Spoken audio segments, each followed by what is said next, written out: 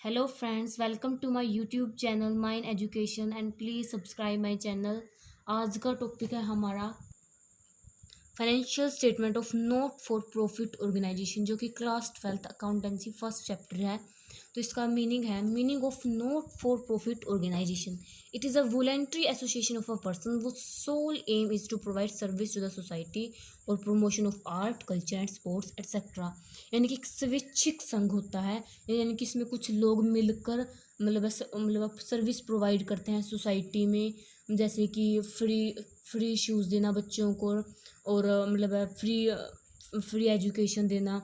तो ये इससे रिलेटेड होते हैं, आर्ट से रिलेटेड होती हैं, कल्चर से और स्पोर्ट्स से भी रिलेटेड होती है। जैसे फ्री में प्लेग्राउंड बनाना, तो इसमें इस ऐसी ऐसी चीज़ें आती हैं। The main aim of these organization is not to earn profit, यानी कि इनका मुख्य उद्देश्य धन कमाना नहीं होता। They do not prepare trading and profit and loss account, और ये प्रिपेयर नहीं करते हैं trading and profit and loss account. तो इसकी जगह ये अलग फाइनेंशियल स्टेटमेंट बनाते हैं, क्योंकि इसमें हमारा उद्देश्य धन कमाना नहीं होता, इसीलिए ये प्रॉफिट एंड लॉस अकाउंट नहीं बनाते हैं। तो इसकी कुछ फीचर्स हैं, features of not for profit organization. इसका पहली ही फीचर है मेन एम इज सर्विस, यानी कि इसका मुख्य उद्देश्य सर्विस देना ही होता है। Such organisation are set up to provide service to a specific group or the public at a large, such as education, health care, sports, entertainment etcetera. यानी कि ये ऐसी such organisation are set up to provide, यानी कि इसीलिए provide की जाती है स्पेसिफिक ग्रुप को, कुछ भी एजुकेशन के बारे में, हेल्थ केयर के बारे में, स्पोर्ट्स के बारे में, एंटरटेनमेंट के बारे में, कुछ भी जानकारी देने के लिए प्रोवाइड की जाती हैं ये फ्री में या फिर नॉर्मल कॉस्ट पर भी की जाती हैं। और उसकी सीपरेट एंटिटी, इसकी अलग एंटिटी होती है। जैसे not for profit organisation are treated as a separate entity. जो नॉट फॉर प्रॉफिट ऑर्गेनाइजेशन है वो सीपरेट एंटिटी समझी जाती है, डिस्टिंक्ट फ्रॉम इट्स मेंबर, यानी कि ये मेंबर से अलग होती है। यानी कि दूसरे शब्दों में it is not affected by admission of a new partner and death or insolvency of an existing members. यानी कि अगर हमारा एडमिशन अगर कोई मेंबर्स एडमिशन होता है न्यू फर्म में, तो उससे हमारे कोई भी हमें फ़र्क नहीं पड़ता, क्योंकि एक के जाने से या मरने से या फिर किसी की दिवालिया घोषित होने या पागल होने से कोई फ़र्क नहीं पड़ता, क्योंकि इसमें बहुत ही ज़्यादा लोग होते हैं, तो एक दो आने जाने से कोई फ़र्क नहीं पड़ता।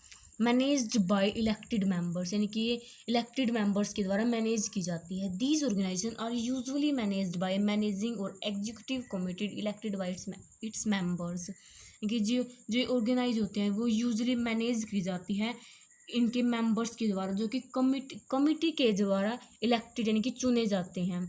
मेजर सोर्सेज ऑफ इनकम, यानी कि इसके मुख्य स्रोत क्या होते हैं धन कमाने के। The major sources of their incomes usually are, यानी कि सब्सक्रिप्शन फ्रॉम देयर मेंबर्स, यानी कि चंदा मिलता है इनको अपने मेंबर से, और डोनेशन अगर कोई दान देता है संस्था में, या फिर इनकम फ्रॉम इन्वेस्टमेंट भी होते हैं एट्सेट्रा। इसकी फिफ्थ पॉइंट है surplus note distributed among its member. जैसे कि हमने देखा था प्रॉफिट एंड लॉस अकाउंट में, अगर हमें प्रॉफिट या फिर लॉस कुछ भी होता था तो हम आपस में पार्टनर्स में डिवाइड करते थे, लेकिन इसके अंदर कोई मेन नहीं होता, इसीलिए हम इसको ऐड करेंगे कैपिटल फंड में। जैसे इसमें लिखा है current year surplus in the form of excess of income over expenditure, यानी कि अगर करंट ईयर का सरप्लस एक्सेस हमें प्रॉफिट होता है, इसका मतलब है इनकम और एक्सपेंडिचर का मतलब है अगर हमारी इनकम है वो ज़्यादा होती है हमारे खर्चों से, तो हम डिस्ट्रीब्यूटेड नहीं करेंगे इसके मेंबर्स में, तो हम इसको ऐड करेंगे कैपिटल फंड में। इसके फॉर्म ऑफ अकाउंट, यानी कि इसमें कौन से हम अकाउंट बनाते हैं। They prepare the financial statement at the end of each accounting period. हम प्रिपेयर करते हैं फाइनेंशियल स्टेटमेंट को हर अकाउंटिंग पीरियड में in the form of receipt and payment account, ये अकाउंट का सिंबल है, income and expenditure account and balance sheet. अगला हमारा टॉपिक है distinctions between not for profit organisation and profit earning organisation. इन दोनों के बीच में डिफरेंस है। अगर आपको ज़्यादा ही अट्रैक्टिव करना हो आपका क्वेश्चन, तो आप स्टार्टिंग में मीनिंग भी लिख सकते हैं इन दोनों का, या फिर इसके अंदर भी कर सकते हैं, या फिर अलग से अट्रैक्टिव बनाने के लिए भी कर सकते हैं। तो हम इसको अलग से यहाँ पर डिफाइन करेंगे, यानी कि first point, second, third, fourth, अलग से बॉक्स बनाएंगे बेसिस ऑफ डिस्टिंक्शन का, और फिर इन दोनों को डिस्क्राइब करेंगे, क्योंकि इससे एग्जाम इनका सीधा यहीं पर है नज़र पड़ेगी मतलब है कि वो कितना अच्छा लिखा हो, यहाँ से अच्छा भी दिखाई देगा और बहुत ही अच्छा दिखाई देगा और अट्रैक्टिव भी। जैसे कि primary motive of such organization is provide service. इनका पहला उद्देश्य होता है सर्विस प्रोवाइड करना। इनका पहला उद्देश्य होता है धन कमाना।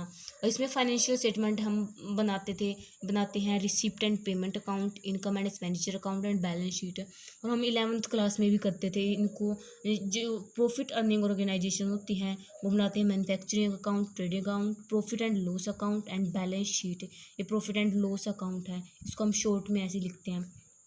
Surplus versus profit. The net result shown by income and expenditure account is either surplus or deficit. अगर हमें मतलब है अपने संस्था में अगर हमें प्रॉफिट होता है या फिर लॉस होता है तो प्रॉफिट को हम सरप्लस और लॉस को हम डेफिसिट के नाम से जानते हैं इसमें, नॉट फॉर प्रॉफिट ऑर्गेनाइजेशन में। और जो हमारी प्रॉफिट अर्निंग ऑर्गेनाइजेशन होती है तो इसमें हम जो प्रॉफिट एंड लॉस अकाउंट बनाते हैं वो आइदर नेट प्रॉफिट और नेट लॉस के नाम से जानते हैं हम इसमें। Distributions of profit. सरप्लस और deficit is not distributed among its members. जो प्रॉफिट और लॉस यानी कि जो सरप्लस और डेफिसिट है वो हम इसके मेंबर्स में डिस्ट्रीब्यूट नहीं करेंगे और इसको कैपिटल फंड में एडजस्ट करेंगे। लेकिन जो प्रॉफिट एंड लॉस अकाउंट बताते थे हम distributed among the owner of the business. जो ओनर ऑफ द बिजनेस के अंदर हम डिस्ट्रीब्यूट करते थे, ओनर के अंदर मतलब जितने भी पार्टनर होते थे उनके अंदर करते थे। तो अब जो फाइनेंशियल स्टेटमेंट है नॉट फॉर प्रॉफिट ऑर्गेनाइजेशन, हमें इस चैप्टर में सिर्फ यही पढ़ने हैं क्योंकि हमने 11th में पढ़ लिए थे प्रॉफिट अर्निंग ऑर्गेनाइजेशन के। तो इसके 3 पार्ट हैं, the receipt and payment account, the income and expenditure account and the balance sheet. तो जो इसके 3 पार्ट हैं वो हम नेक्स्ट वीडियो में डिस्कस करेंगे। तो अगर आपको हमारी वीडियो अच्छी लगी हो तो प्लीज़ हमारे चैनल को सब्सक्राइब कीजिए, लाइक कीजिए और कमेंट कीजिए। अगर आपको किसी भी वीडियो की ज़रूरत हो किसी भी टॉपिक से रिलेटेड तो हम बनाएंगे इसको। Thanks for watching the video.